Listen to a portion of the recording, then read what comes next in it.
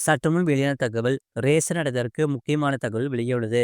அது என்னன்னு பார்க்க போறோம். நீங்க நம்ம சேனல சப்ஸ்கிரைப் பண்ணாம இருந்தீங்கன்னா, மறக்காம லைக் பண்ணிக்கோங்க, சப்ஸ்கிரைப் பண்ணிக்கோங்க. மற்றவர்களுக்கு தெரியப்படுத்த ஷேர் பண்ணுங்க. புது ரேஷன் கார்டுக்கு புரோக்கர்கள் ப்ரௌசிங் சென்டர்களில் ரூபாய் 1000 கட்டணம். அதாவது புதிய ரேஷன் கார்டு வாங்கி தவறாக கூறி இடைத்தரகர்கள் நடத்தும் வசூல் ஜோராக நடக்கிறது. இதன் பின்னணியில் சில பணியாளர்களும் இருப்பதாக புகார் எழுந்துள்ளது. தமிழக அரசு 1.15 கோடி மகளிருக்கு மாதம் ரூ. 1000 உரிமைத் தொகை வழங்குகிறது.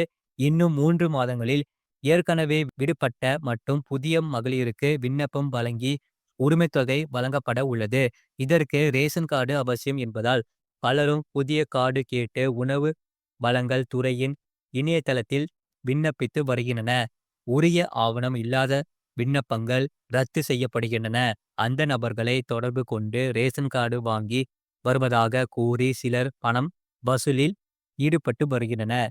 இது குறித்து விண்ணப்பதாரர்கள் கூறியதாவது: ரேஷன் கார்டுக்கு விண்ணப்பம் செய்ய தெரியாததால் பலர் ரேஷன் கடை ஊழியர்களின் உதவியை நாடுகின்றனர்.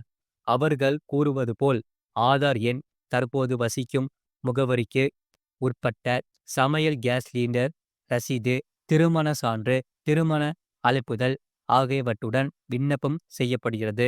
விண்ணப்பித்து தர ப்ரௌசிங் சென்டர்களில் ரூபாய் 1000 வரை கட்டணம் வசூலிக்கப்படுகிறது. ஆனால் விண்ணப்பம் நிராகரிக்கப்படுகிறது. இதற்கு காரணம் கேட்டால் ஆவண நகல் சரியாக தெரியவில்லை என்று அதிகாரிகள் கூறுகின்றனர். இந்த விபரத்தை தெரிந்து கொண்டு ரூபாய் 10,000 வழங்கினால் புதிய கார்டு வாங்கி தரப்படும் என சிலர் கூறுகின்றனர். இதற்கு ரேஷன் ஊழியர்கள் அல்லது உணவு வழங்கல் மண்டல உதவி ஆணையர் அலுவலகத்தில் பணிபுரியும் சிலரும் உடந்தையாக உள்ளனர். பணம் கொடுத்தும் ரேஷன் கார்டு கிடைக்கவில்லை. பணம் வாங்கியவர்களிடம் கேட்டால் ரேஷன் கார்டு தர 2 மாதங்களாகும் என்று கூறுகின்றனர். 1 மாதத்துக்குள் ரேஷன் கார்டு வழங்க வேண்டும் என்பது உள்ளிட்ட விதிகளை அதிகாரிகள் பின்பற்றுவதில்லை.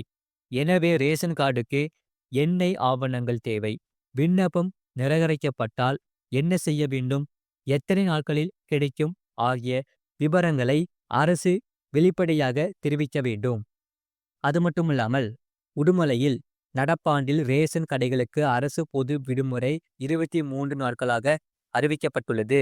இதனால் ரேஷன் கடை ஊழியர்கள் மகிழ்ச்சி அடைந்துள்ளனர். தமிழ்நாடு அனைத்து ரேஷன் கடை பணியாளர் சங்க மாநில தலைவர் ராஜேந்திரன் கூறியதாவது: தமிழகம் முழுவதும் கூட்டுறவு சங்கங்கள் பொது விநியோக திட்டங்களில் கீழ் இயங்கும் ரேஷன் கடைகளுக்கு அரசு பொது விடுமுறை மொத்தம் 11 நாட்கள் மட்டுமே அறிவிக்கப்பட்டிருந்தது.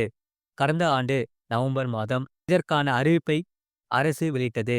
ரேஷன் கடை பணியாளர்களின் கூடுதல் பணி சுமை, உடல் நலம், மனநலம் மற்றும் குடும்ப நிலை ஆகியவற்றை கருத்தில் கொண்டு அரசு துறைகள் போன்ற ரேஷன் கடைகளுக்கும் உரிய அரசு பொது விடுமுறை பின்பற்ற வேண்டும் என கோரிக்கை விடுக்கப்பட்டது.